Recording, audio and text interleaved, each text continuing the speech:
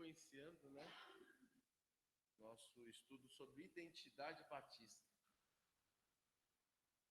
Estudo esse que nos propomos a dar nesse período de julho, né, que tem sido muito bacana, tem sido muito edificante.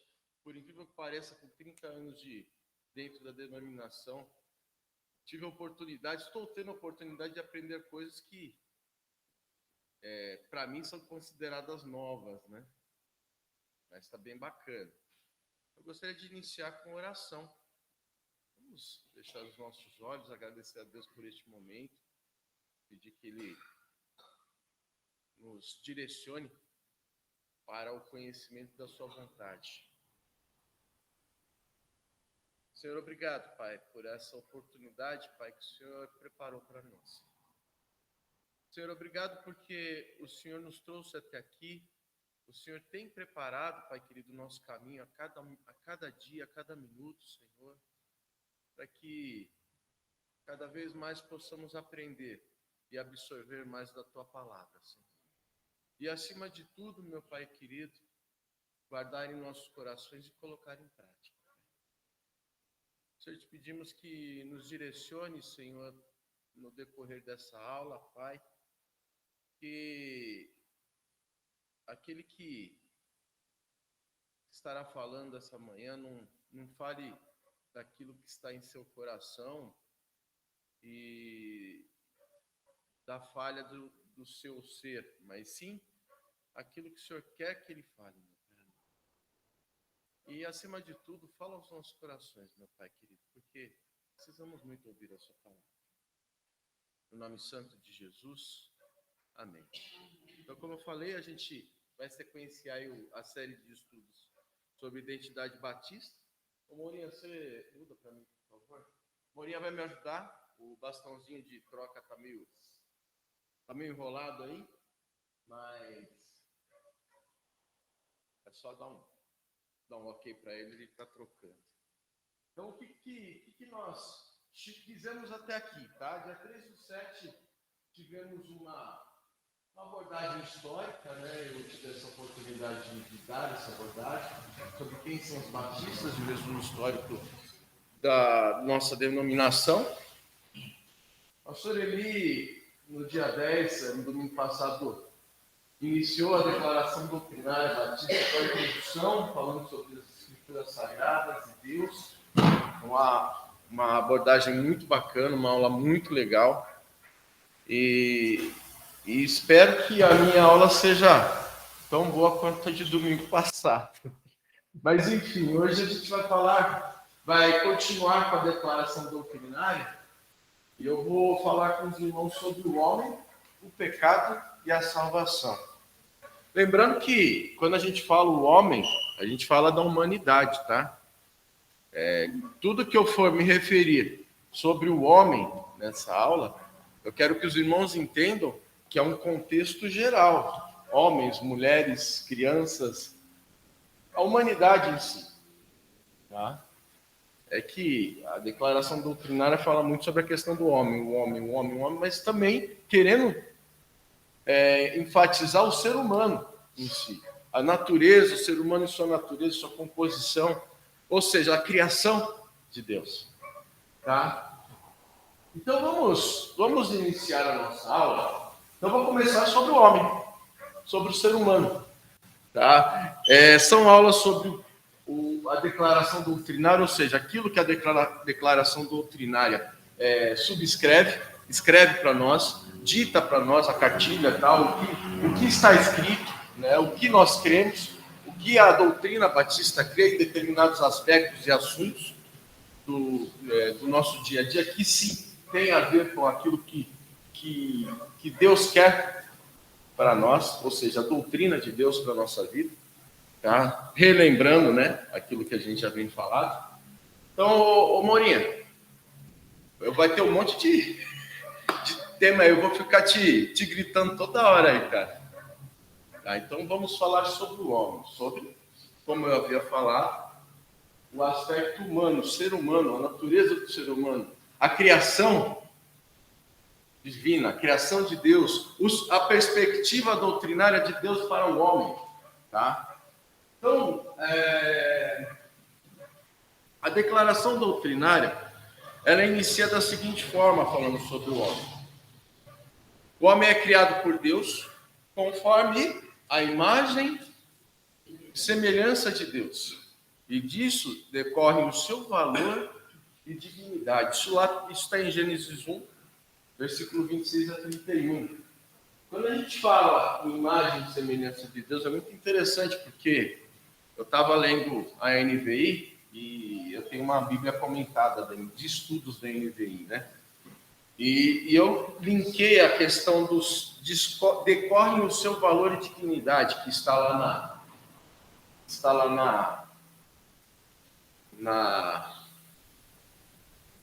na Declaração Batista, e eu consegui linkar com isso.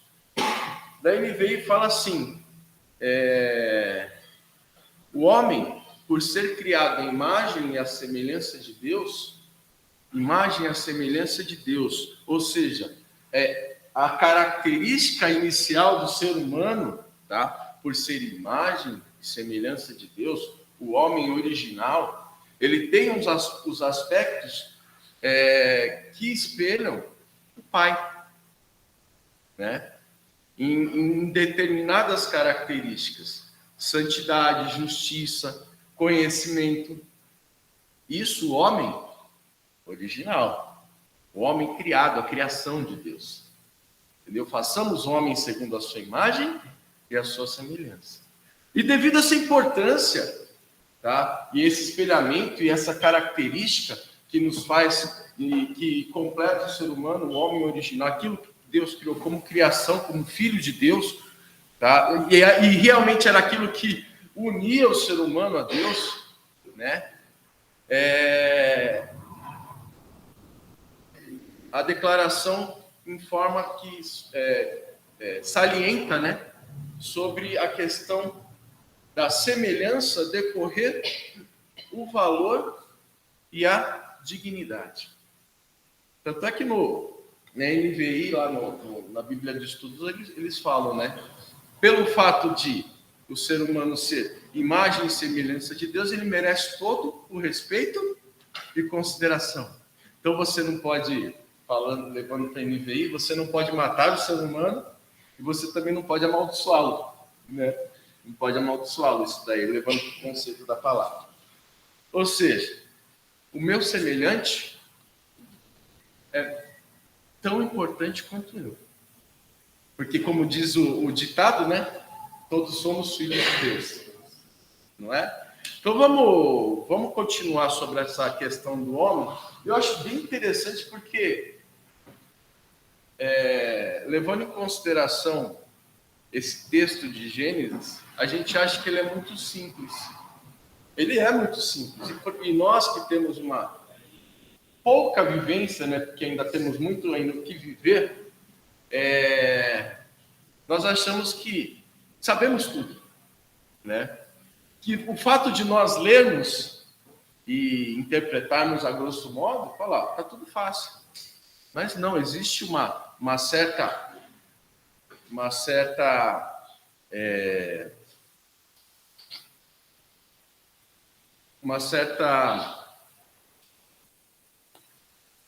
essência nisso tudo, tá? Então, Moninha, passa para o outro aqui.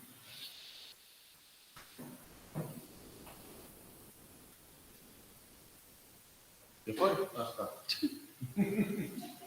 É que eu que não estou acompanhando aqui. Me desculpa, gente. O seu corpo, a característica, a composição do corpo do ser humano é feito do pó da terra e para a terra há de tornar. O seu espírito procede de Deus e para Deus retornará. Então essa é a composição do ser humano. A gente vê, né, muito essa questão dos estudos, do dia a dia, da ciência, né? Muitos foram por caminhos diferentes, né? Levando em consideração da questão do homem ter vindo do macaco, do homem ter sido originado de um elo perdido, inclusive do homem ter ter nascido de uma criação cósmica e um fator de genético, mas enfim, a palavra de Deus, dentro dessa questão da declaração batista, ela diz que o homem veio do pó da terra e para o pó da terra há de tornar. Tanto é que se a gente for puxando um pouco para a ciência, se nós formos buscar os compostos orgânicos e científicos que constituem o nosso corpo, e se a gente for olhar os compostos orgânicos e científicos que constituem o barro e a terra, parecidos, né? Parecidos, temos a mesma constituição. Outro dia, um tempo atrás, eu estava até brincando no Facebook, eu vi uma história sobre a questão do homem do macaco.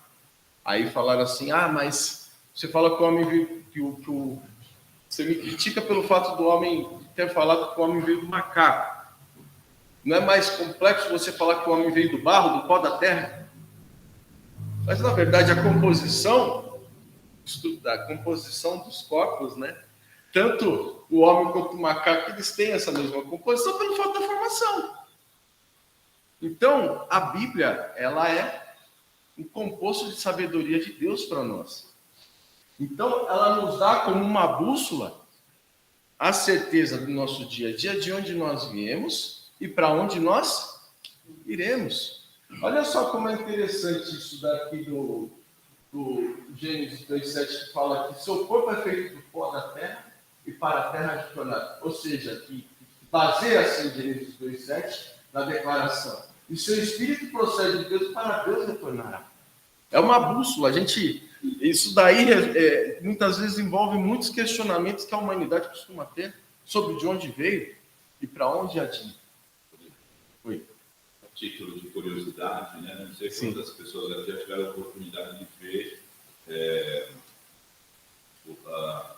os restos de quem é cremado, por exemplo, né? O pote assim de pó mesmo, né? Ver bem de perto, você falando da constituição do pó, literalmente vira um pó mesmo, né? Uma poeira, um pedacinho de ossos triturados. Isso dá até uma diferença de cor, cinza e branco. Mas é isso aí. Interessante como nesta modalidade, vamos dizer, da cremação, como que a gente visualiza isso. Com certeza. E aquele contexto aquela frase bem simplista de falar, né? Vira adubo. O pessoal fala que o homem vira adubo. Você vai lá no cemitério da Quarta Parada, você vê as árvores frondosas, né? Aquelas frutas. Vira adubo, de uma certa forma. Vira terra, vira composto orgânico, exatamente. Até boa observação. Agora temos aqui a outra composição aqui da declaração, que diz que o homem ele foi criado para a glorificação de Deus, para glorificar a Deus. Seu propósito é amar, conhecer e estar em comunhão com o seu Criador, bem como cumprir a sua vontade. Esse é o propósito do ser humano, pelo qual ele foi criado. Às vezes, eu estava raciocinando, meditando, né, sobre isso ontem, e eu pensei, por que nós ansiamos tanto por ter filhos? Os filhos têm alguma serventia para a gente? Se for bebê? Uns criam filhos, né? A gente vê até uma forma bem simplista de dizer novamente, uns criam filhos para poder ter mais subsídios do governo. Outros criam filhos para poder aumentar a sua linha de produção em determinados aspectos. Não. A gente tem filho porque a gente quer que alguém faça parte de nós. Que alguém tenha um relacionamento conosco. não é? Então eu compreendo que, da mesma forma, Deus nos criou para isso, para que cada vez mais nós tenhamos o contato e o relacionamento com Ele e possamos glorificá-lo, sermos gratos, termos um relacionamento, conhecer e estar em comunhão. Ou seja, obedecer e também obedecer à vontade de Deus. A gente pensa muito no critério dar e receber, né? Se a gente tem um filho, esse filho tem que fazer e valer o fato de nós sermos os pais deles. Tal. Então, simplesmente por eles existirem, nós temos essa alegria. Entendeu? Nosso Deus se alegrou de ter criado o ser humano. Se alegrou de ter criado o ser humano. Para poder conviver, para poder ser parte de tudo isso, ser parte dele. A próxima declaração diz que o ser humano tem a capacidade de perceber, conhecer e compreender, ainda que em partes, a verdade revelada. E tomar suas decisões em matéria religiosa, sem mediação, interferência ou imposição de qualquer poder humano, civil ou religioso. Aí entra muito na questão do fato de nós termos essa capacidade que Deus nos dá de entender determinados aspectos, de reconhecer e compreender aquilo que Deus fez por nós, aquela verdade, aquela revelação que Deus nos concedeu para entendermos e compreendermos a sua pessoa, o seu evangelho. Ele também nos dá a capacidade de entender, e isso não pode ser refreado em nós. Ou seja, não pode haver interferência de qualquer gênero, tanto humano, no pessoal, quanto no civil. Ou seja, nós temos a lei quanto na sociedade em si, né? Ou também no aspecto religioso. Ou seja, a verdade, ela está exposta, Deus se revelou a nós temos essa condição de compreender, e outra coisa, nós não podemos ser coibidos, inibidos de compreensão. Ou seja, aí entra mais um aspecto da liberdade, né? A liberdade do indivíduo em si, pelo fato de sermos representantes, de poder compreender, e de Deus, com a sua infinita sabedoria, também nos permitir ter acesso. Deus não nos obriga a nada, né?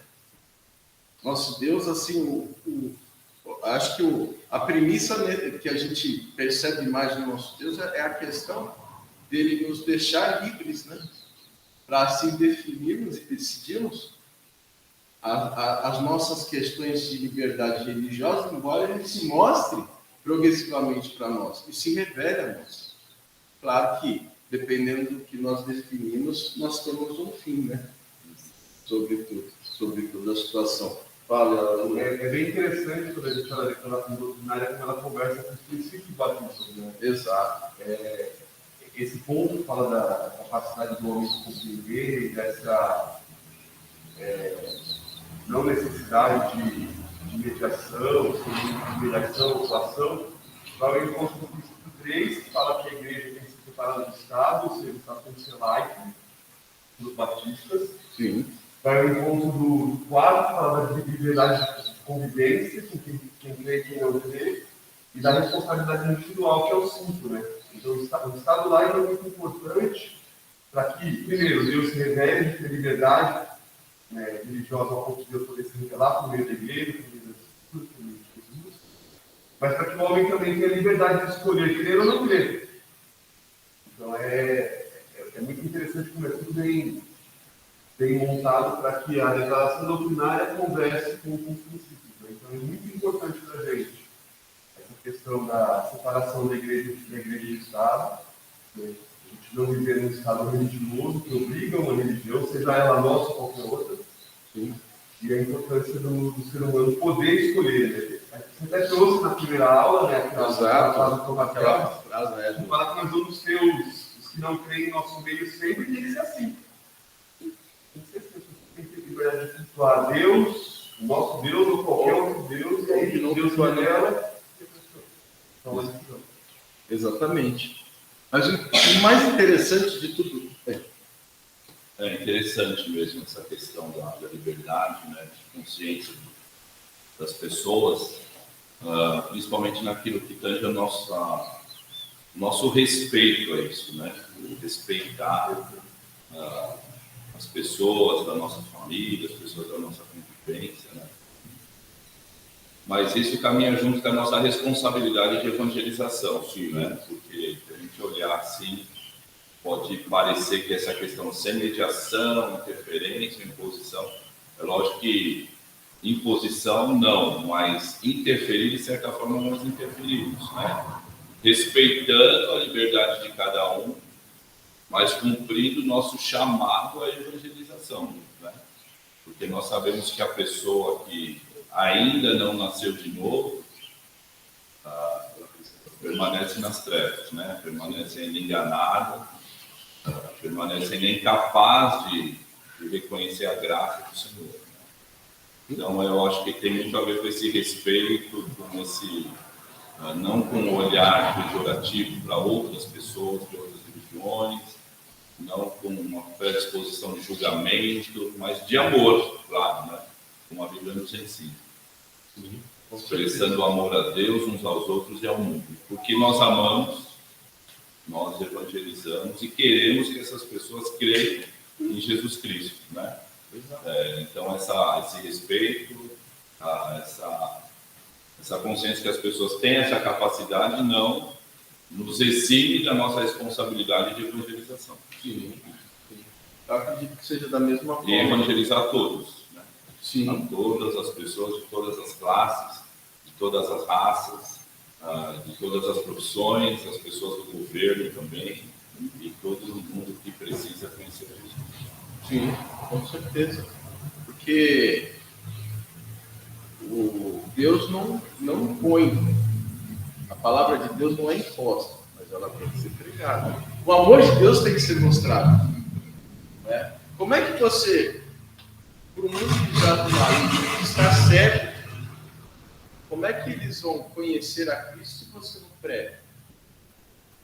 Como é que eles vão ter essa condição de conhecer o amor de Deus se você não prega, se você não vai até a pessoa e você não fala do amor de Deus? Não é? Então Deus não colocou, realmente, Deus não nos obriga, não é um ato obrigatório. Tanto é que nós não obrigamos, mas nós temos toda a obrigação de, assim como Deus se mostrar a Deus para essas pessoas. Assim como Deus se mostra. Oi, irmã. Então, a própria criação, ela já revela o grande Senhor das alturas. Agora, cabe também quem tem essa compreensão da realidade da natureza, eu vejo que ela tem um papel importante para ajudar a direcionar os seus descendentes, porque se não tiver uma certa ordem, a bagunça se instala, que é o que a gente está vivenciando hoje. Mas tem a liberdade de fazer, de escolher, é o livre-arbítrio, maravilha. Mas e o que a gente está vivendo hoje? Então, é uma realidade que não condiz com o agradecer a esse Criador. A própria natureza já demonstra que a gente tem que ser grato, ser amoroso, porque Deus nos capacitou com inteligência. Só que, infelizmente, a inteligência ela está debaixo de uma ignorância plena, que é o que eu vejo hoje. Por isso que o Espírito Santo ele é eficaz, né, meu irmão? para impactar os corações dos seres humanos, para eles entenderem a questão da justiça e do juízo, né? Nosso Deus é um Deus vivo. Nosso Deus é um Deus que age nos corações humanos. O Espírito Santo, ele realmente atua de uma maneira esclarecedora. Exato. Ele o mundo já proporciona uma visão do presente e do contexto geral de uma maneira tão sábia, mas muito sábia. Sim. E é assim, chega a ser perplexo a atuação do Espírito Santo de Deus. É verdade. É extraordinário. É verdade. Dando continuidade, nós temos a questão do homem, tá? Que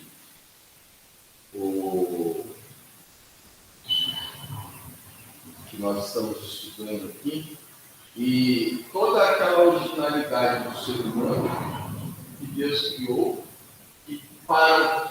como ele criou, para que ele criou, qual o propósito dele ter criado, e ele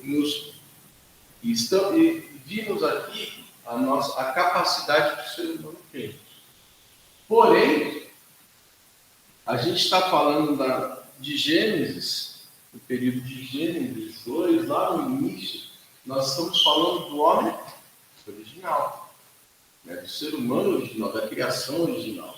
Só que sabemos que essa criação foi corrompida, correto? O homem foi corrompido pelo pecado. É sobre ele que vamos falar aqui. Aqui a declaração vai transcorrer.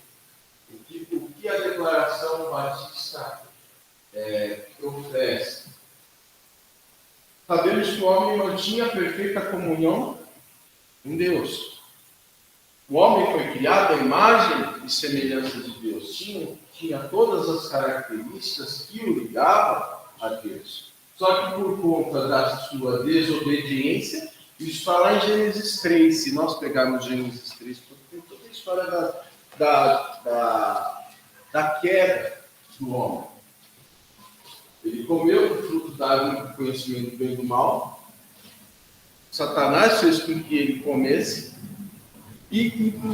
Sabe o que é o mais interessante disso? Essa questão da liberdade que a gente estava falando, Deus podia ter tirado, né? Essa árvore do meio do jardim. Não teria? Vocês já chegaram a pensar nisso?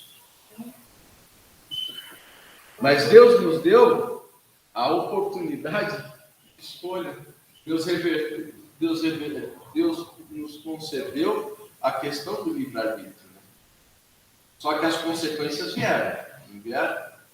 Toda escolha tem a sua consequência. Correto? Então, parte do princípio que o homem não tinha perfeita comunhão com Deus, o homem desobedeceu a Deus e o pecado se instalou na humanidade.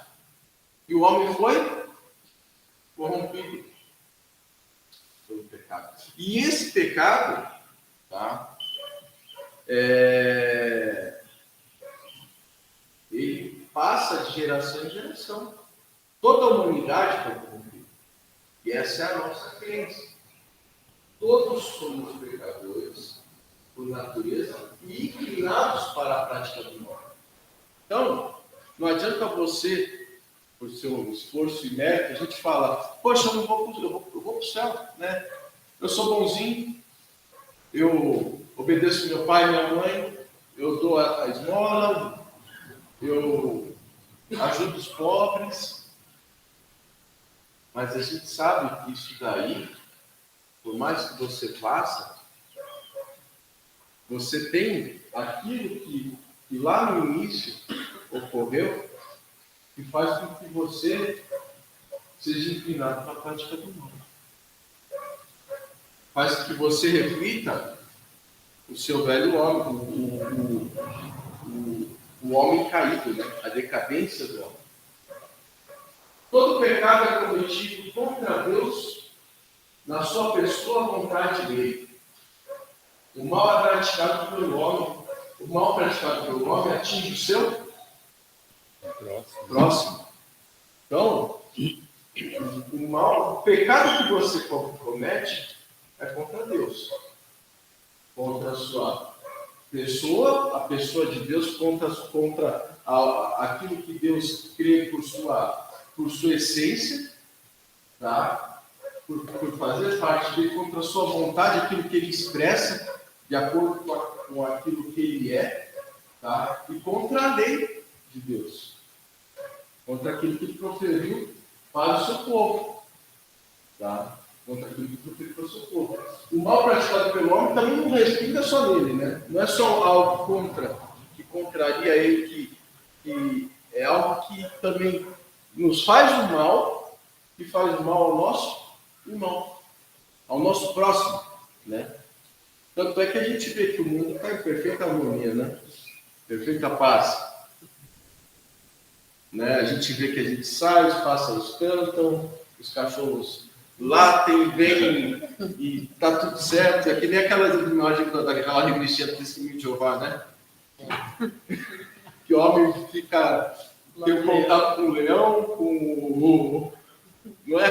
Tá do jeito que tá. A gente vê, a gente passa por isso. O nosso dia a dia é assim. Né? Isso por conta lá do início, do surgimento do pecado em nosso meio. Do surgimento do pecado em nosso meio. O homem se corrompeu. E nós vemos e nós colhemos o fruto disso. Passa para a próxima pergunta.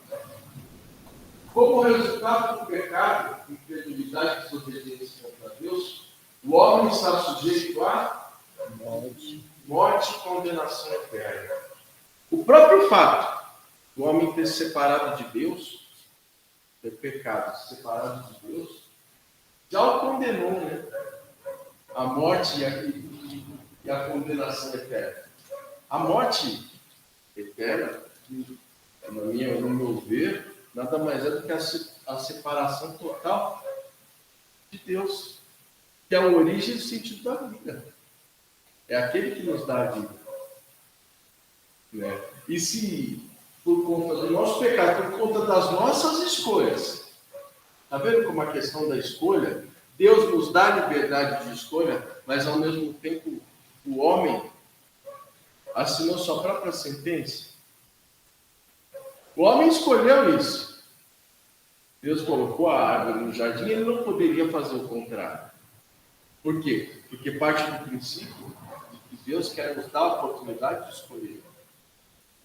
Nos deu o livre-arbítrio para isso. E o homem escolheu comer o fruto da árvore do bem e do mal, o conhecimento do bem e do mal. E por conta disso, ele, por conta legítima, por legítima conta e propósito, se afastou de Deus. Tanto é que quando Deus chegou no jardim, ele estava escondido, né? Porque ele estava com vergonha. Não é? Então, o resultado do pecado, incredulidade e desobediência contra Deus, o homem está sujeito à morte e condenação. O próximo ponto. O homem é escravo do pecado e é absolutamente incapaz de salvar a si mesmo, sendo independente da graça de Deus. O homem é incapaz de salvar a si mesmo. Isso é uma grande realidade. O homem é incapaz. Passa para o próximo. Agora, a gente sempre fala de pecadinho e pecadão, né? Ah, não tem. Não é? Aí eu lhes pergunto, qual seria o maior pecado na sua concepção? Fala, irmã.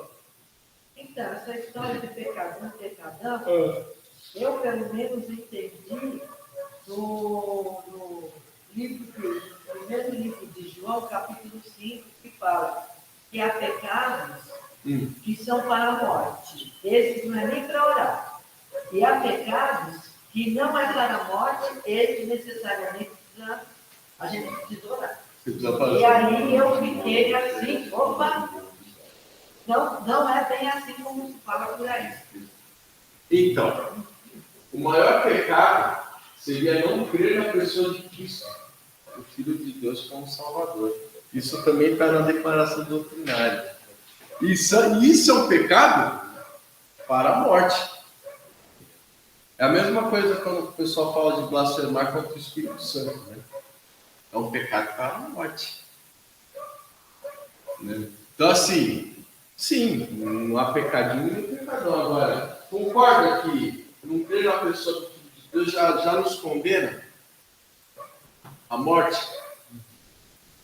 A morte eterna? Isso daí se Jesus, se a nossa salvação vem por intermédio de crer no Filho de Deus, como um único suficiente Salvador, obviamente já estaríamos condenados, né? Pelo fato de não crermos na pessoa de Cristo. Se a humanidade está no pecado, já está condenada à morte, o fato de não crer já nos torna pecadores do maior pecado, né? Agora, conseguimos reverter essa situação? Sim. Aceitando Jesus. Salvador. Rodrigo, só me dá a oportunidade de falar um pouco do tema, né, do pecado. É interessante como a Bíblia deixa claro que o homem entregue a si mesmo é incapaz, né, de se salvar. E também é incapaz de agradar a Deus, né, por causa dessa natureza que você bem colocou aí. E assim, pensando já no homem regenerado, né, na nossa vida cristã, o quanto é importante a obediência à palavra de Deus, né? Eu penso que quando Jesus falou, olha, aquele que quiser vir após mim, negue-se a si mesmo, tome a cada dia a sua cruz e siga, é um caminho da disciplina, né? Discipulado da disciplina, né? São palavras da mesma raiz, né? Então, o quanto é importante para nós entendermos que nós entregues a nós mesmos somos terríveis, né? Por isso eu penso que Jesus nos ensinou a renunciar a nós mesmos e entender o quanto é importante esse caminho da disciplina. Então, essa liberdade que Deus nos dá, o livre-arbítrio, você falou aí das questões das consequências. Pensando na nossa vida cristã, nós somos livres para servir a Cristo, livres da condenação do pecado, da escravidão, fomos livres para servir a Cristo. Eu acho que isso é muito importante a gente falar e pensar sobre isso diariamente, porque muitas vezes nós queremos uma liberdade que vai ser ruim para nós, vai trazer resultados ruins, né? Nós somos livres para servir a Cristo. Então temos que pensar nas disciplinas espirituais, na obediência, a negar a nós mesmos, né? Então chega um domingo de manhã como esse, um dia de sol, então a minha vontade é ir jogar uma bola, passear, ou ficar na cama, mas não é a minha vontade, é do Senhor. Estou dando um exemplo aqui, poderia dar outras centenas, né? Então, eu acho que é muito importante a gente saber que o homem entregue a si mesmo é terrível, seja o homem natural ou o homem regenerado também, né? Então, essa consciência de que nós ainda estamos nessa luta contra o pecado, nos leva a renunciar a nós mesmos e obedecer, né? Seguirmos a Cristo, sabendo que é uma luta interna, né? Uma luta interna da carne contra o espírito contra a carne, e se nós não tivermos disciplina, nós vamos sucumbir mais vezes, né? Eu diria mais vezes do que deveríamos. Exatamente. E para a queda do homem, nós temos a salvação, né? Que é o outro ponto que a gente vai abordar aqui. Novinha, pode colocar aí. A salvação é concedida unicamente por Deus, pela sua graça, e é um dom gratuito que Deus nos oferece. Ou seja, Deus, quando o homem caiu, quando o homem se separou dele, eu costumo até comentar de vez em quando, ele deu o primeiro passo. Né? O primeiro passo, a partir do momento que houve a queda do homem, Deus já começou o trabalho de reconciliação. E então ele foi se mostrando, até o pastor falou na aula passada, sobre essa revelação progressiva, né? Foi se mostrando novamente ao homem, buscando, através de Cristo, fazer com que o homem se reconciliasse com ele. Tanto é que, nessa revelação progressiva de Deus, Deus se revelou em amor através de Cristo. Através de Cristo. Então, a salvação, a única forma do homem se não ser condenado, porque até o que o Eli falou aqui há alguns minutos atrás, o homem, nas mãos de si mesmo, ele já está condenado. Né? A pior coisa é o homem ter a certeza de que pode ser autossuficiente. Né? E sem Deus ele nada pode, ele pode fazer tudo. Ele não precisa de Deus para viver, para sobreviver, para fazer o que tem que fazer. Mas não, a necessidade de Deus é plena. Então, Deus ainda deu essa oportunidade única por sua graça, e é um dom gratuito que ele nos oferece, tá? Que é a salvação. É a oportunidade do ser humano se reconciliar com ele. É muito bonito isso, né? Muito bonito. E a salvação é mediante o arrependimento dos pecados e a fé em Cristo como único e suficiente Salvador. Ou seja, para você se arrepender do pecado, você tem que entender que você é um pecador. Que você está errado. Que o pecado existe, né? Que você está no caminho errado e que você precisa de alguém que te salve. E você tem que entender que a fé em Cristo é o único meio de salvação. Pode passar. A salvação já foi paga por Cristo, pelo sangue vertido na cruz. Jesus já morreu por nossos pecados. Nós, os nossos próprios esforços, a gente não consegue. E outra, você não precisa pagar. Como já disse aqui no início, ele já é algum gratuito, já é de graça, mas não é de graça, é de graça para nós, mas teve um preço. Quem pagou por isso foi Jesus. E pagou um alto preço, né? Pagou um alto preço. É aquela música do. O hino, né? O alto preço. Exato. Me lembra aquela. Eu sei que foi pago um alto preço. Então, realmente, foi um alto preço. Mas nós não pagamos por ele. Jesus pagou por ele.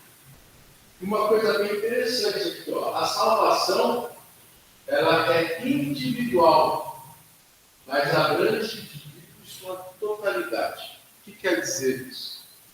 Que a salvação é única.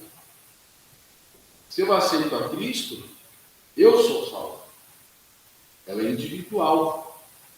Não adianta, pelo fato de eu ter aceitado a Cristo, como um exemplo, o meu filho não ter aceitado a Cristo, eu aceitando a Cristo, eu salvo ele também. Não é assim. A salvação é individual. O ser humano é uma tratativa única de Deus para o ser humano. Só que o interessante de tudo é o fato de você não precisar de um complemento para você ser salvo. Ou seja, ela abrange, essa salvação abrange o indivíduo em sua totalidade, ela transforma. Ela não só concede o indivíduo a oportunidade de ser salvo, de ter contato com o Criador, de continuar esse período, o seu caminhar com Deus, mas também ela nos transforma. Ela nos transforma. E isso nós vamos falar mais para frente. Rodrigo, Oi? Para entender essa totalidade que você colocou no slide, a declaração ele chama de integralidade. Né? o homem todo. Então, a gente muitas vezes, e é natural, a gente faz uma perspectiva da salvação como algo só lá para o futuro, só para a eternidade, só lá para o céu. Mas a salvação começa quando a gente realmente se converte. A salvação traz para a gente uma transformação de vida, uma maneira diferente de chegar ao mundo. A perspectiva muda. E aí, quando a gente fala da perspectiva muda da integralidade, não só no aspecto espiritual, mas nas nossas relações uns com os outros, nas nossas relações com a sociedade. Tem uma expressão que o pastor Minival usava bastante, que fala assim: o salvo vive como salvo.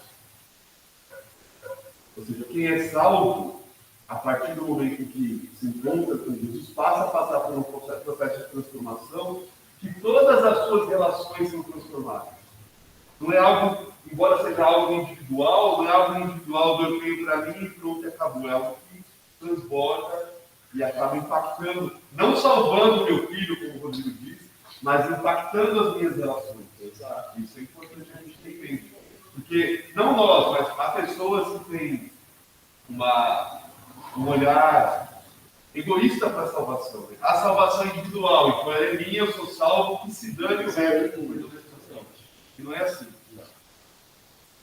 Exatamente. O impacto da salvação na sua vida faz com que, através do seu testemunho, você impacte outras pessoas para entender esse aspecto que está ocorrendo em você.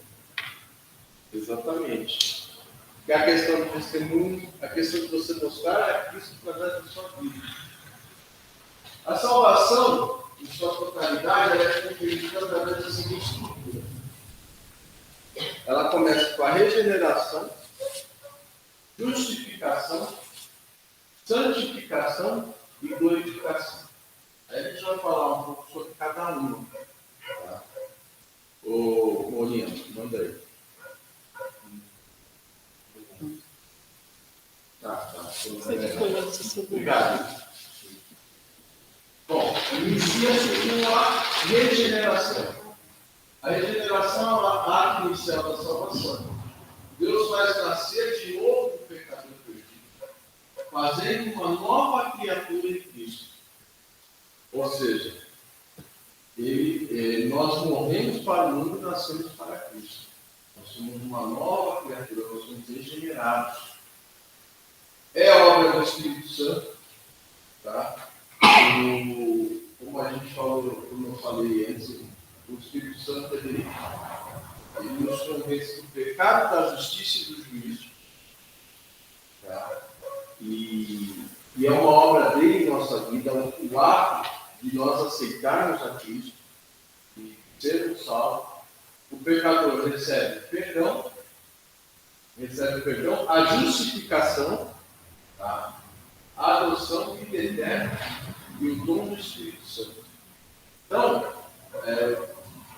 assim que a gente se converte, tá?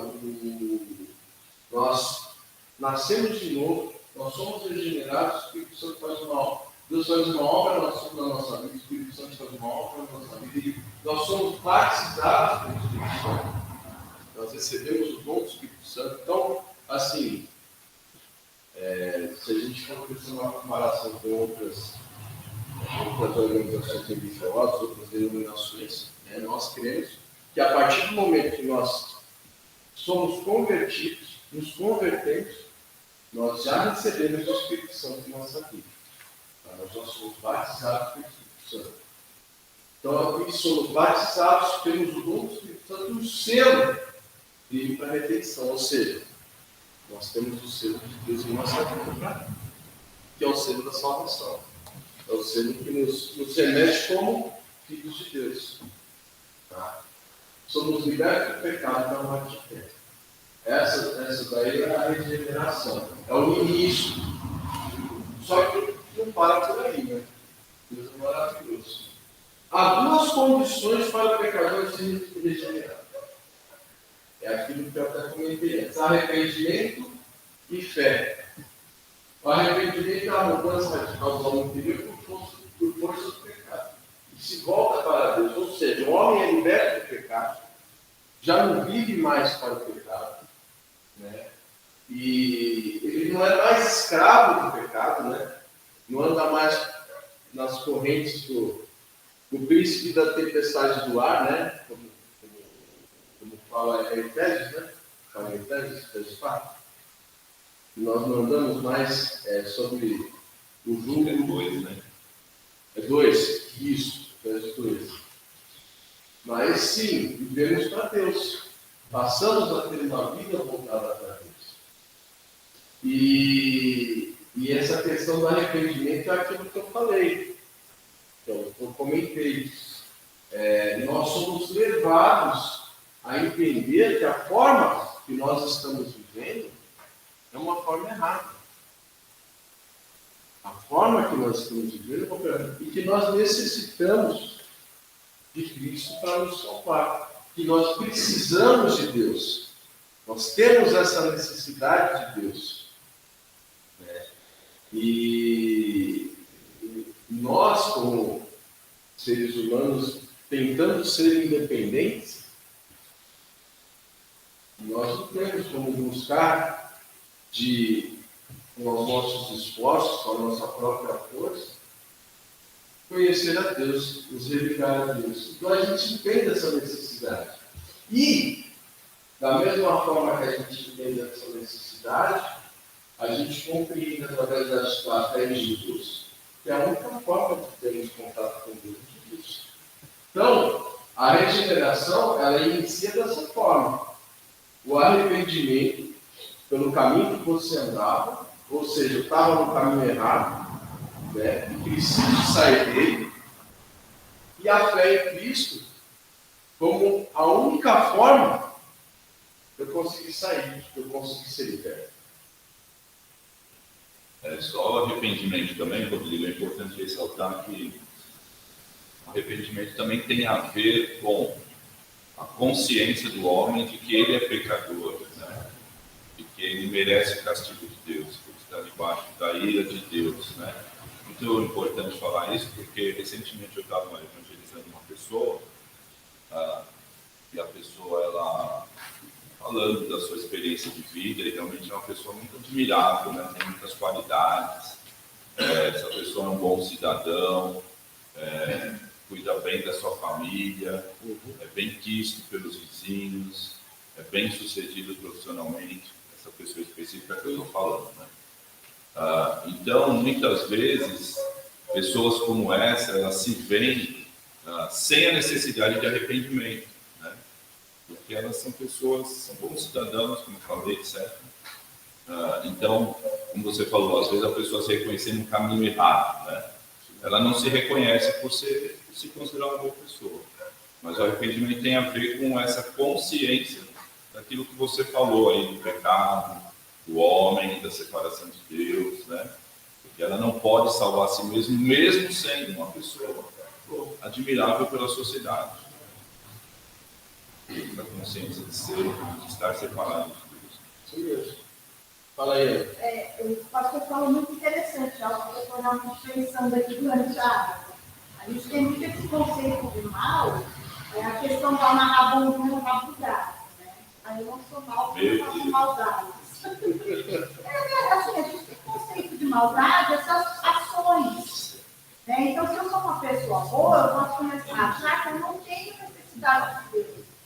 E a consciência realmente é essa. O nosso maior mal é escolher viver separado de Deus. Não são as nossas ações necessariamente. Minhas ações podem ser boas. Eu posso ser uma pessoa excelente na sociedade, no mundo, e ainda assim, Deus olhar para mim e ver uma pessoa separada dele, ver uma pessoa corrompida, pelo mal. Porque eu escolhi viver longe dele. O maior pecado, né? Exatamente. A gente cria vários pecados no nosso conceito, né, de vivência. A gente vai achando que essa é a maldade. Sendo que a maior maldade que existe em nós é querer ser independente de Deus. Isso é arrogância, orgulho. Eu achar que eu sou dona da minha própria vida e que eu posso decidir o que é melhor para mim. Isso é uma grande ignorância. A gente está lendo em Eclesiastes, né, na nossa oração, e a gente vê o quanto as pessoas querendo fazer aquilo que todo mundo acha natural é grande mal. Porque você deposita a confiança nas suas ações, independente de Deus. E você não ter fé em Cristo não é só aceitar que elas não estão no plano salvador de Deus. Aquilo que Deus fez para nos alcançar, elas não conseguem entender isso. Até a medida que Jesus é uma divindade, mas não significa nada para elas, né, esse plano de salvação. Então a gente precisa ter essa consciência mesmo, essa revelação da parte de Deus, de arrependimento é mudar a nossa visão. Mudar o caminho, né? Mudar como a gente se vê em relação a Deus. Nós não somos deuses. Nós devemos viver debaixo do poder de Deus, da graça, de tudo, né? Exato. Exato. A próxima que a gente vai falar é sobre a justificação. Vamos tornar justo. Tá certo. Tá certo, né? Ele é uma ação de Deus para tornar. Declarar justo. Exato, legal. Aqui, eu tenho que admitir que foi a parte que eu mais estudei. Até fiz uma analogia com a palavra aristar. Parece que não cheguei em nenhum resultado nisso daí. O único que eu cheguei é que as duas palavras têm origem do latim. Mas o que acontece? Justificação, tornar justo, ocorre simultaneamente com a regeneração. Deus, através do sacrifício de Cristo, nos torna justos, nos capacitando para uma vida reta diante de Deus e dos homens. É uma graça concedida através da fé em Cristo, não por nosso próprio esforço. O ser humano, nós fomos salvos, mas nós somos imperfeitos, correto? Nós saímos, vou tentar explicar da forma que eu compreendi da situação. Nós saímos de um caminho e entramos num caminho de retidão, certo? Só que nós somos ainda imperfeitos, nós estamos passando por um processo de mudança. Só que para nos relacionarmos com Deus, nós temos que ser, se nós tivéssemos que nos relacionar com Deus por nossos próprios méritos, nós não conseguiríamos, porque o nosso Deus, ele tem em sua essência tudo que é bom. E ele se afasta daquilo que é ruim, daquilo que é mal, daquilo que não condiz com a sua essência, né? Então, para nós continuarmos com esse contato com Deus somente através de Cristo, e é inteiro em sua perfeição, correto? Então, nós somos justificados através da nossa fé em Cristo, não por nossos próprios esforços. Estamos passando por um processo, que é o próximo processo que a gente vai ver, que é a santificação. Mas Deus, essa restauração do indivíduo com Deus é feita através da pessoa de Cristo. Tanto é que, quando Jesus verteu o seu sangue na cruz, o véu se rasgou, nos passando essa mensagem de que o nosso relacionamento com Deus, ele está aberto através da pessoa de Cristo. Eu compreendi dessa forma. Então, nós somos justificados. Estamos passando. Realmente, o Luciano usou uma expressão que seria mais correta, é declarar justos, né? Uhum. Porque nós mesmos, nós não temos, como você já expôs muito bem até aqui, na questão da salvação, nós não temos condições, né, de sermos salvos. Então, justificação, acho que também a gente poderia dizer assim, que é como se fosse um ato, fugiu a palavra que estava na minha mente, mas é uma decisão de Deus em nos declarar justos. Me vem à mente aquele texto de Colossenses, quando Paulo está falando assim, que em Cristo, a escrita de dívida que era contrária a nós, a nossa dívida que o salário do pecado de Romanos, a condenação que estava sobre nós foi rasgada. A expressão é um ato jurídico. Exatamente. Essa expressão estava lembrando. É uma absolvição, um ato jurídico de Deus em rasgar essa... É como se tivesse um contrato que a gente tivesse que pagar e nós não conseguiríamos pagar nunca. E em Cristo esse contrato, essa escrita de dívida é rasgada. Sim. Então, um exemplo que eu dou lá na aula de batismo, na classe discipular, é assim, é Deus como justo juiz, pegando a nossa ficha, Sim. carimbando, assim, declarando, esse está justificado, esse agora é justo, né? Esse agora a sua dívida foi paga, esse agora é lavado e remido pelo sangue de Jesus. Estou escrevendo o nome dessa pessoa no livro da vida. Por isso que é um ato inicial, que você colocou ali na regeneração, na salvação. E depois vem a santificação que você vai apresentar aí. Eu ouvi uma vez uma analogia, assim, muito voltada para a questão bancária, né? Como se a pessoa tivesse, principalmente falando, o nome sujo na SPC no Serasa, aí tem alguém cobrar e Deus fala, não, tá limpo a ficha dele. Mas ele não deve estar. Alguém veio aqui, se alguém, Jesus veio aqui e pagou. O bagulho está justificado. Isso é muito importante também, porque aí, às vezes, conversando com as pessoas, e até na evangelização eu já ouvi isso alguma vez. Pastor, eu não concordo, porque o fulano era ladrão, ele matou, ele roubou, ou ele era um político corrupto, ou ele traiu uma mulher não sei quantas vezes, agora ele está lá na igreja, pagando de crentinho. As pessoas usam essa expressão. Agora ele é um santinho lá na igreja. Então a gente ouve umas falas assim, e é justamente isso. Jesus pagou a nossa dívida, nos transformou. É um novo nascimento, né?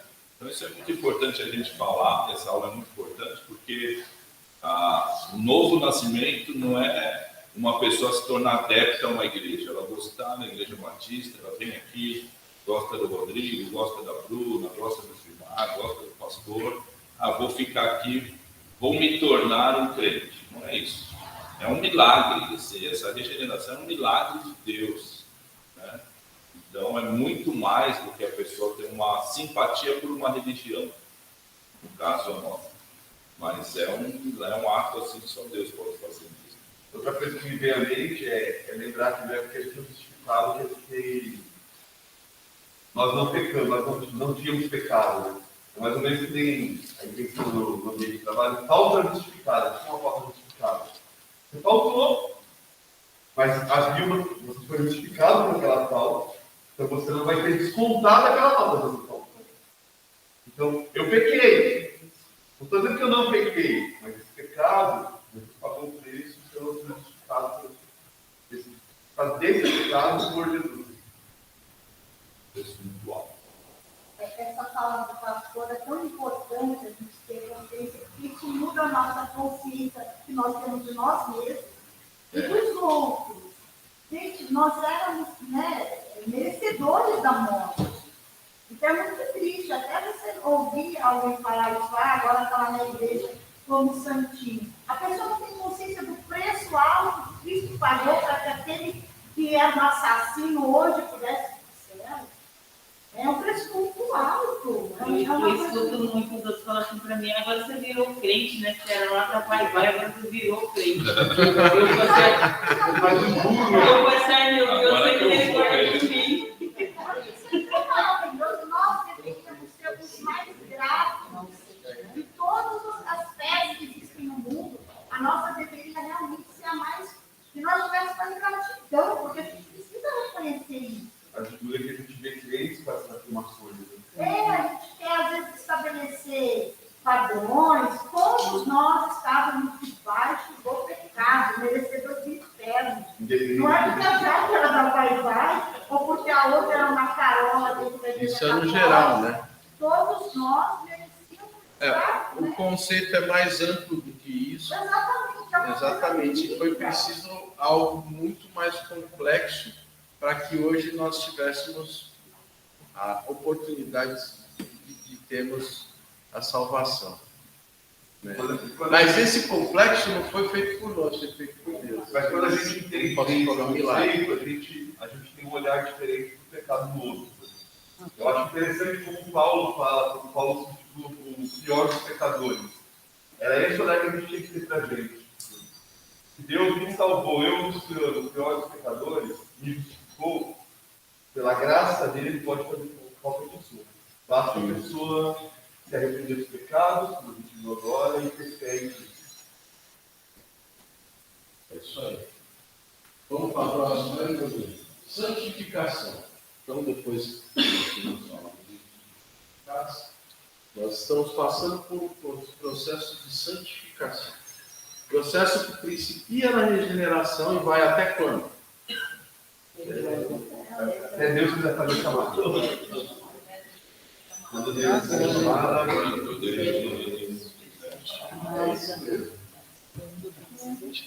Leva o homem à realização do propósito de Deus para a sua vida. Habilita o homem a progredir em busca da perfeição moral e espiritual de Jesus Cristo. Ocorre na medida da dedicação do crente e se manifesta através de um caráter marcado pela presença e pelo fruto do Espírito, bem como uma vida fiel em serviço consagrado a Deus. Então, a santificação é um processo que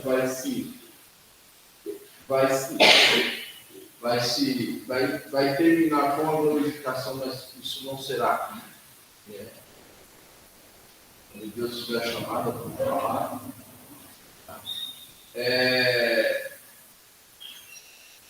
Tem a questão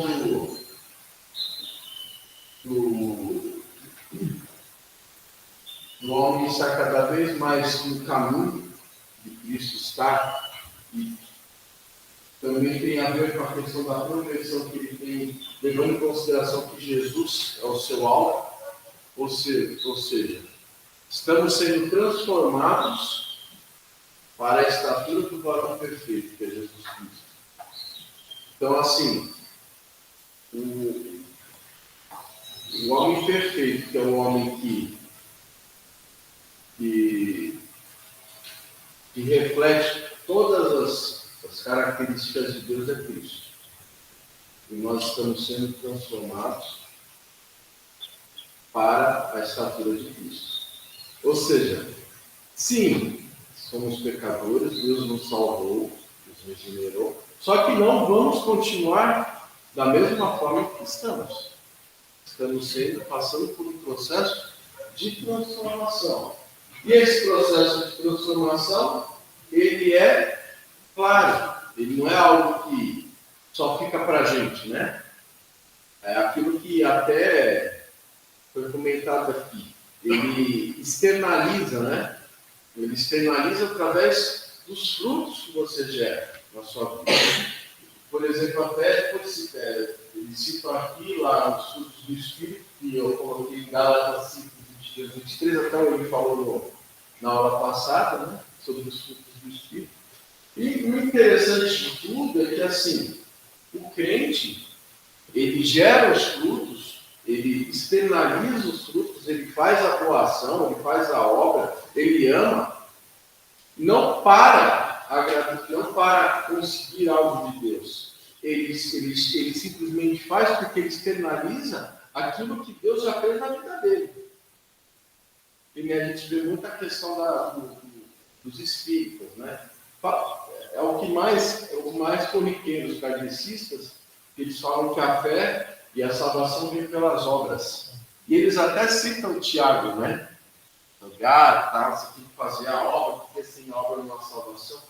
Não é assim. A fé sem obras é morte. A fé sem obras é morte, exatamente. Mas exatamente o que Tiago está querendo dizer é que se você faz as obras, porque você já tem a fé, porque você já é salvo. É a externalização do fruto que você está gerando pelo fato da salvação que Cristo pelo fato de Cristo já ter salvo a sua vida, e você estar inserido, estar passando por esse processo de santificação. As obras sempre são mortas. As obras sempre são mortas. contrário é verdadeiro. Exatamente. Até as obras sem fé são bem mortas, né? Exatamente. Lá em Efésios 2, acho que é 2:10, né, que fala que nós fomos chamados para as boas obras. Exato. Sim, somos chamados para as boas obras. E esse processo, ele se realiza, esse processo. Através do Espírito. Sim, ele é marcado também por uma vida fiel e um serviço consagrado a Deus. Ou seja, já não adianta crer em Cristo, ser regenerado, ser justificado, mas não conviver na igreja, não buscar a palavra, não conviver com o seu irmão, não é? Se você fizer isso e ficar dentro da tua casa, protegidinho e não estar tendo convivência com tudo isso, é muito difícil você passar por esse processo de santificação. Se torna cada vez mais complicado. Como é que você vai exercer os seus frutos se você não estiver em contato com o próximo?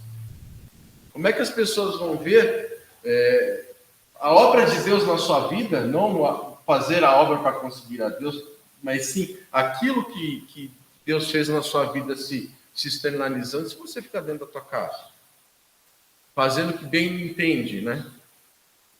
Não nada contra, gosto muito de Netflix, mas assistindo Netflix e não fazendo as coisas, e não buscando a Deus em primeiro lugar. Tudo tem seu tempo. Oi? Tudo tem seu tempo, exatamente. Entendeu? Então, presumo que seja isso que seja falando. Exatamente. E você ia falar, irmão?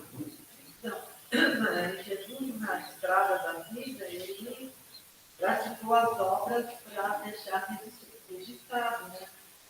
E quem segue a ele tem que praticar obras, como ele praticou. Ele era Deus, né?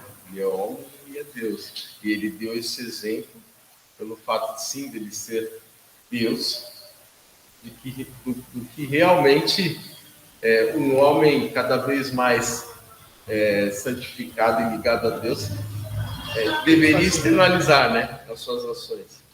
Exatamente. Peraí, Jacques. Só para a gente entender, algumas coisas a gente também deixar evidente. Os dois processos, as duas etapas que acontecem no ato da conversão que a gente falou, a justificação e a regeneração, elas são obras exclusivas de Deus. Deus faz na gente. O processo de santificação, a teologia fala que é um processo de sinergia.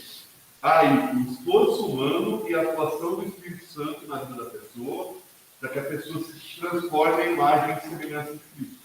Então não é algo que eu posso cruzar os braços e falar, Deus vai fazer em mim, só Deus. Tem uma parte que Deus faz por meio do Espírito Santo, mas tem uma parte que eu faço também, deixando-me encher pelo Espírito Santo, vivendo de acordo com os valores do meio. E aí tem uma analogia que o pastor Rivaldo usava muito, que esse processo de santificação é igual a andar de bicicleta. Se você parar, você cai. Vai ter que levantar e começar a pedalar todo mundo. Então ele não é um processo que é contínuo, que vai ser sempre do mesmo jeito, nem igual para todo mundo. Cada um tem o seu ritmo diferente, cada um tem o seu. Deus tem um jeito diferente de tratar. Então eu não posso exigir de uma outra pessoa que Deus trate nesse processo de santificação exatamente como ele fez comigo. Que ela tenha um nível de maturidade, que eu tenha o mesmo nível de maturidade que a Jaque tem. São pessoas distintas, o Espírito Santo vai atuar de maneira distinta, cada uma no tempo de Deus, conforme as suas características, e Deus ele vai trabalhando com a gente no processo de santificação. Na regeneração e justificação, é trabalhar de Deus. Deus fez só. Aqui não, aqui é sinergia. Deus faz, Deus faz. Deus faz, Deus também por meio do Espírito Santo faz. Isso é importante a gente entender, para a gente não jogar tudo para Deus, nem achar que tudo é nosso. Sou eu com a vida de Deus, comigo. Uma coisa assim. A obra também quer dizer relação, né? Assim, vou dar um exemplo que está acontecendo no meu trabalho. Tá. Eu tenho uma supervisora que eu não vou usar mais essa palavra, que aos meus olhos é insuportável. E é uma luta constante, né? E ela senta de frente para mim. Eu estou falando porque Deus falou comigo, né? Se eu entendi certo. E eu queria ficar distante dela, ela faz mal para as pessoas, a atitude dela influencia a equipe. É uma coisa assim, muito difícil. Eu tentei aproximar algumas vezes, estava tudo errado, porque depois de uma oração, um dia que eu estava bem desesperada, porque ela saiu de frente e eu fui sentar nas minhas costas. Eu falei assim, eu não vou ficar perto, eu quero sair, eu chorei, eu pedi para outras pessoas para mudar de lugar, aí cheguei em casa e começou a me dar incômodo. Por tudo que eu estou aprendendo na igreja, agradeço a Deus. Então eu entendi que eu estava totalmente errada, que aquilo não era uma atitude.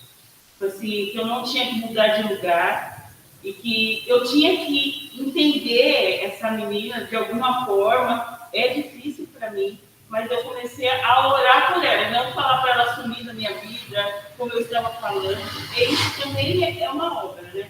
Você não tem força, porque teu olho você só vê uma pessoa.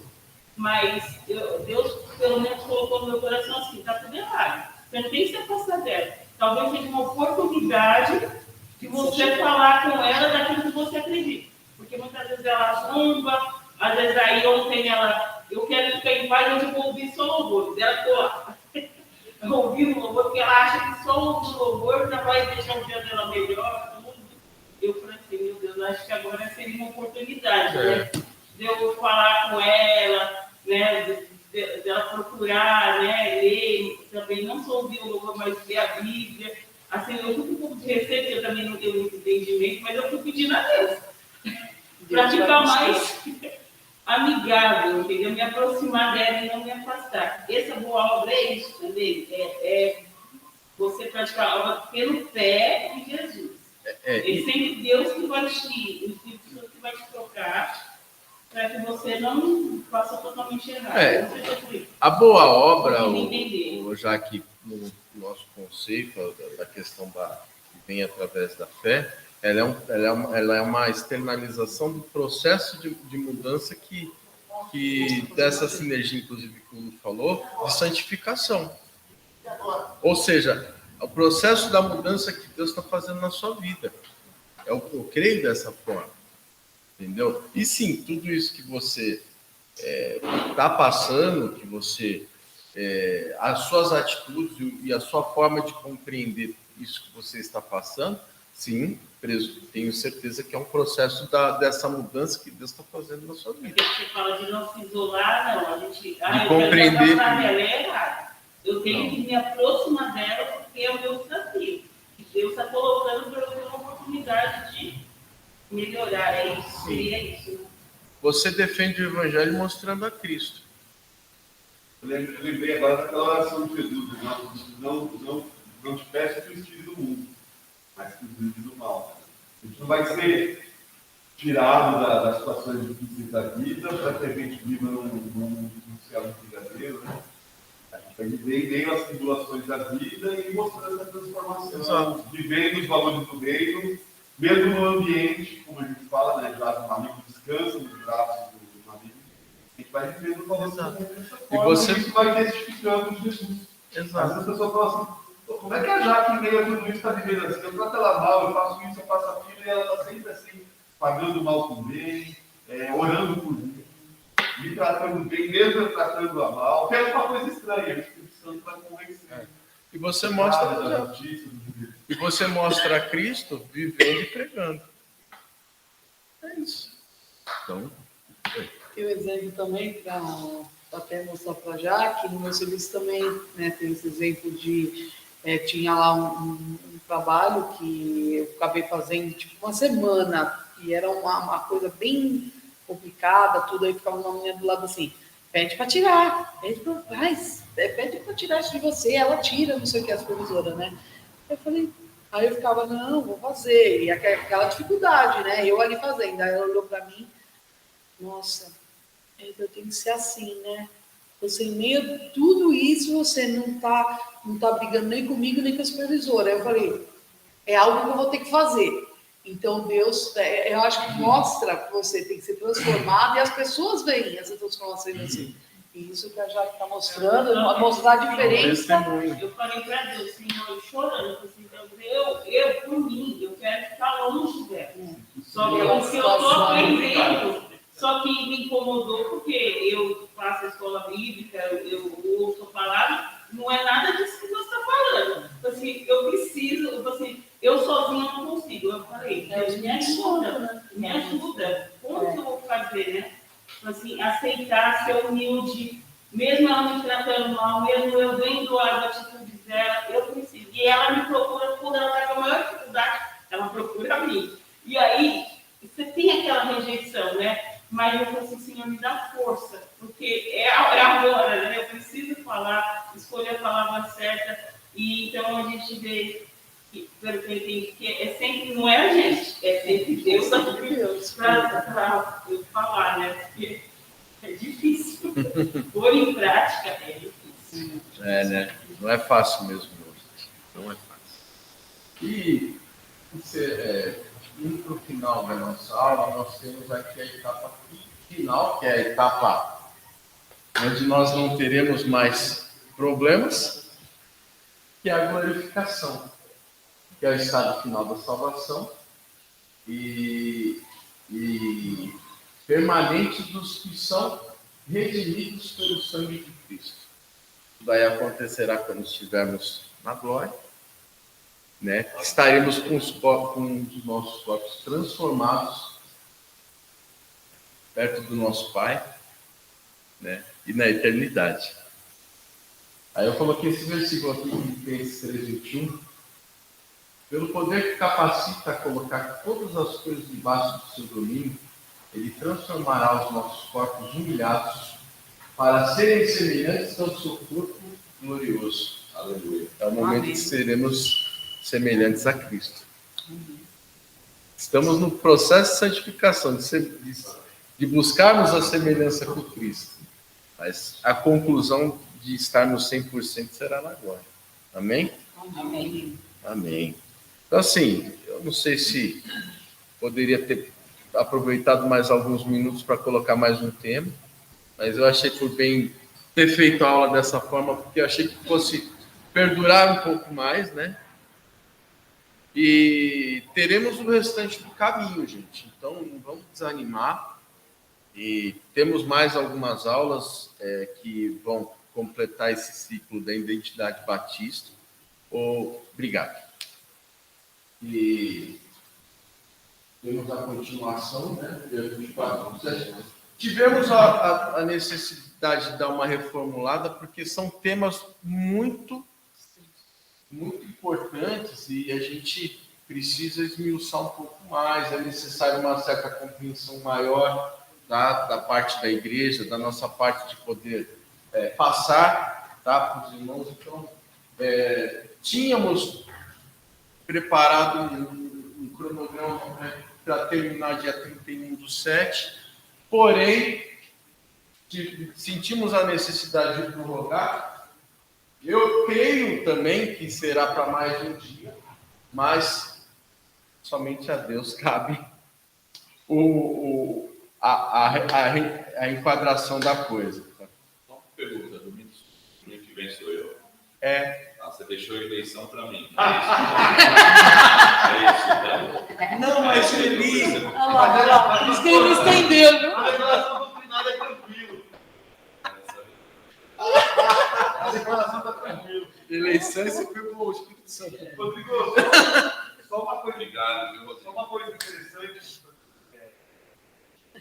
Os teologistas que quando falam da salvação, nessa divisão que a gente fez, que a casa doutrinária faz, que acontece no ato da conversão, o que acontece na glorificação, o que acontece na glorificação, talvez a palavra que eu chamei para falar de eleição, quando fala assim, você é salvo, eu sou salvo, mas eu fui salvo, que é justificação e liberação, eu estou sendo salvo, que é sendo transformado a imagem e semelhança de Cristo, estou sendo salvo, e eu serei salvo, a glorificação. Eu terei a imagem totalmente em mim. Então, embora nós tenhamos a garantia que nós somos salvos, não é uma garantia para a gente sentar e falar agora é só esperar a glorificação. Não, tem um processo de glorificação no meio, que a gente trabalhado para envolver a salvação, né, com a salvação. Tá certo. Obrigado. Obrigado pela colocação, Lúcio. Mas Mas eu vou falar de perda ou não salvação, né? é isso? Não, na verdade, eu passei por essa parte da... uma aula só para esse tempo. Eu passei por essa parte da eleição e eu falei, eu vou dar, mas eu pensei, vai ficar além. Precisa ser o pastor. A pessoa precisa... Eu Depois... estou brincando porque eu gosto muito desse tema. Ai, que bom. Mas assim, é aquilo que a gente falou. Esse daí é uma estrutura que a gente vai mudar. Essa discussão Ficar só com eleição e a gente passa para a próxima aula. uma discussão de 1.500 vai resolver tudo que vem. Exato. Sexta-feira passada eu participei de um concílio, né, na Santa-feira. E aí o candidato foi perguntado sobre as posturas dele em relação a esse tema, né, as convicções dele, na verdade, em relação a esse tema. Foi bem interessante, porque as convicções dele foram, assim, diferente de, eu diria, 70% ou até 80% de todos os pastores que estavam ali. Mas tudo bem, isso não impediu que ele fosse aprovado. Você conta pra gente. Eu sei nos próximos capítulos. A posição dele foi diferente da maioria, mas ninguém, no concílio, ninguém questionou ou discutiu e foi bem no concílio. Mas essa é a riqueza desse batismo. Em alguns pontos que são controversos,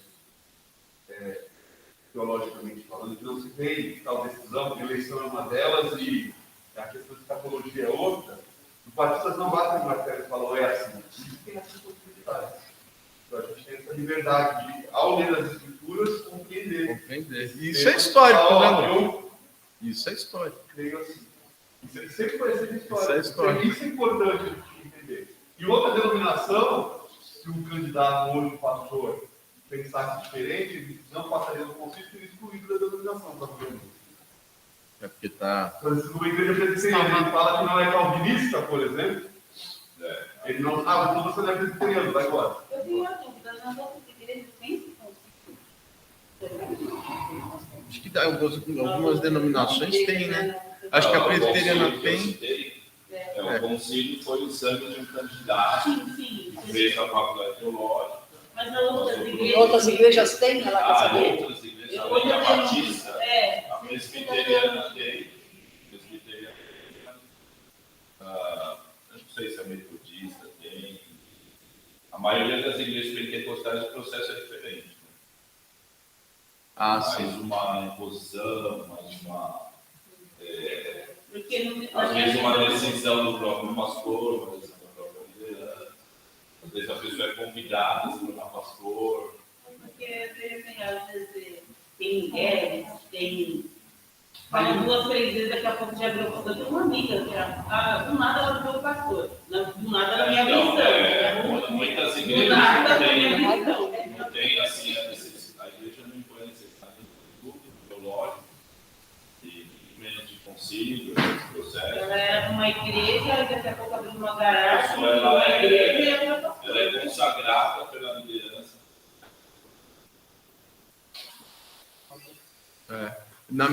Vizinho da minha casa tem uma Batista Poder da Palavra, que não é da denominação da nossa convenção, que tem uma pastora. Não, mas Era esposa do pastor. Que era a esposa do pastor. A E... igreja dos batistas brasileiros já tem um pastor. A ordem dos pastores não aceita, mas a tradição aceita.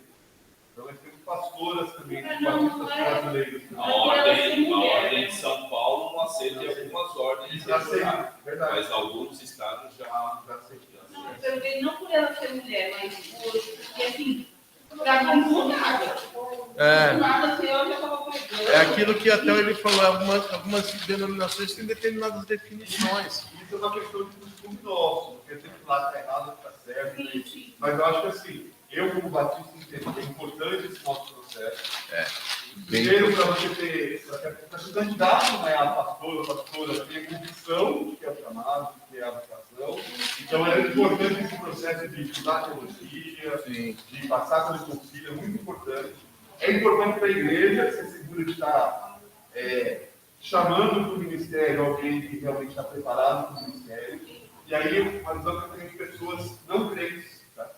É importante para a sociedade. Quando eu falo, por exemplo, sobre a igreja batista, que para ser pastor, você estuda por 4 anos, você passa por um exame, as pessoas falam que é algo sério. Eu acho que esses 3 viés, para mim, são muito importantes. A condição do próprio candidato ou candidata, não vou dizer certeza, mas essa validação da igreja, a pessoa é realmente preparada para isso, e a validação da sociedade. Olha, é algo sério, é algo critério, não é algo que, como você disse, surgiu do nada. Tanto que no exame, né, no momento do concílio, uma coisa que é muito importante, além da parte teológica, eu diria que metade, os 50% dos critérios de avaliação é a convicção de chamado. A pessoa deixar claro pelo testemunho dela a convicção de chamado, que é também confirmado pela igreja. De repente a pessoa ela acha que ela tem essa percepção de chamado, mas a igreja, o pastor, a família, a esposa, ninguém vê, só ele vê. Então isso já dificulta muito a aprovação do candidato. Mas quando fica claro, como no caso dos Vinícius, lá que nós avaliamos na sexta-feira, o testemunho, quando ele deu o testemunho de chamado dele, para mim ele já estava aprovado no conselho. Então, aí depois fizemos todo o exame, mas na minha mente interior, eu pensei, ele está aprovado, esse rapaz está aprovado. Porque o testemunho dele de Ana não conhece ele, né? Da conversão, a história de conversão, do engajamento dele na igreja, a liderança, etc. Foi deixando claro, né? E o pastor dele ali ao lado também, né? O Ian e tal.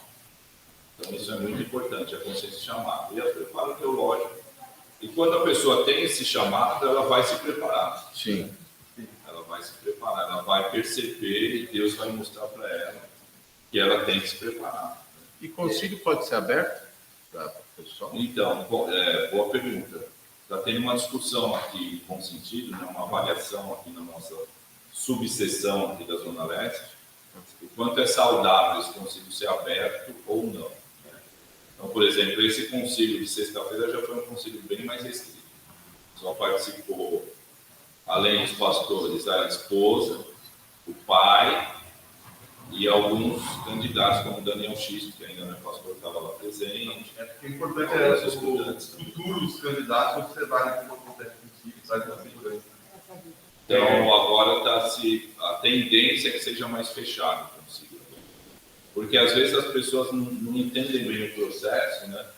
Eu lembro que no meu concílio foi curioso, porque em determinado momento parecia mais arquibancada. Né? Mas só faltaram vaiar no momento lá. A família já é grande, né? A família já é grande, né? A família não, eu estava pastoreando a congregação e a congregação toda. Um peso. Aí quando o pastor começou a me apertar muito, aí eu percebi um burburinho. Nossa, que pergunta. Só faltou vaiar como se vai no juízo. Por isso que não pode deixar que abrir, né? Assim, não. Então, está se avaliando. A tendência. Muitas sessões já é fechada. Ah, é? Aqui no extremo leste já é fechado. Tanto é que uma vez eu fui no conselho do extremo leste convidado. Eu ainda era estudante de teologia. E aí, no meio do concílio, perguntaram se eu já era pastor. Eu estava lá, né? Sim. Não sou. Acho que eu já era formado, né? Mas ainda não era pastor, com certeza. Aí já teve, assim, uma contrariedade. Quase que alguns conselhos já são fechados. Interessante. Bacana. Legal. E é importante entender também que a igreja que solicita o concílio, não é o candidato. A igreja, né? Eu me formei, eu quero fazer o concílio, não é assim. Aí é porque você quer. A igreja tem que validar sua chamada, sua vocação. Nós passamos, o Daniel X já foi passado em assembleia. Foi, exatamente. O pedido já foi passado em assembleia e a igreja já enviou uma carta para a ordem dos pastores. A igreja que faz. É importante. Mas tem que ter a vontade da pessoa também. Sim. Ah, tá. Não, beleza. Obrigado. Não, eu pensei que. Ah, entendi. Interessante. Pena que eu não vou poder assistir o concílio do Daniel. Vamos ver, eu vou andar, a gente vai. Eu vou Ai, como vi que é? na sexta-feira. Ainda está em. Ainda Dá está em uma análise coisa, dá essa uma coisa, questão. pessoal. Ainda não está assim definido. Então, se for amanhã, por exemplo, pode. Tá. Aí, quem sabe? Se der. Agora nós estamos fazendo um pré-concílio, né? Coisa que não se fazia antes, no meu tempo não era feito. Aqui nesse pré-concílio, que é um pouco mais informal, mas já é uma avaliação, né? Então tem a concílio assim, a gente tem feito pré-concílio com alguns candidatos, mesmo já com o pedido da igreja, e aí no pré-concílio a gente percebe que o candidato não está preparado. Tudo pouquinho nós vamos adiar mais 6 vezes, dar mais. Nós vamos fazer agora um pré-concílio na sexta-feira com o Daniel X. Agora, dia 22 pela manhã. É um grupo menor de pastores, 6 pastores e tal. Orar por ele. Legal. Bom, quem sabe, né? Pessoal, vamos orar? Senhor, obrigado, Pai, por este momento que o Senhor nos permitiu estudar um pouco mais a tua palavra, estudar um pouco mais sobre a declaração da doutrinária batista, Senhor, te baseado na sua palavra. Agradecemos, meu Pai querido, porque tudo isso, Pai querido, que nós estudamos não ficou só no papel, não é só uma questão de envolver uma regra ou uma validação de uma relaçãozinha qualquer, mas sim foi baseado nos fundamentos da sua palavra e a nossa fé, a nossa atitude, Pai querido, a nossa declaração, sim, é baseado no Senhor, na sua essência, no que o Senhor quer para nós, no que o Senhor quer para a sua humanidade, meu Pai querido, o que o Senhor é e o que o Senhor representa para a gente. Te agradecemos por tudo, meu Pai querido, que possamos, sim, através do nosso testemunho, cada vez mais propagar o seu Evangelho, meu Pai, e pregar cada vez mais o Senhor. Pai, em nome de Jesus, toma-nos, Pai querido, em tuas mãos, leva-nos, Pai querido, nos nossos lares, traga-nos de volta, Pai querido, que no final da tarde fazemos um louvor ao Senhor, meu Pai querido, estarmos juntos novamente, e assim podemos ouvir mais da tua palavra. No nome santo de Jesus, te oramos e te agradecemos, meu Pai. Amém. Amém. Amém. Obrigado pela presença de vocês.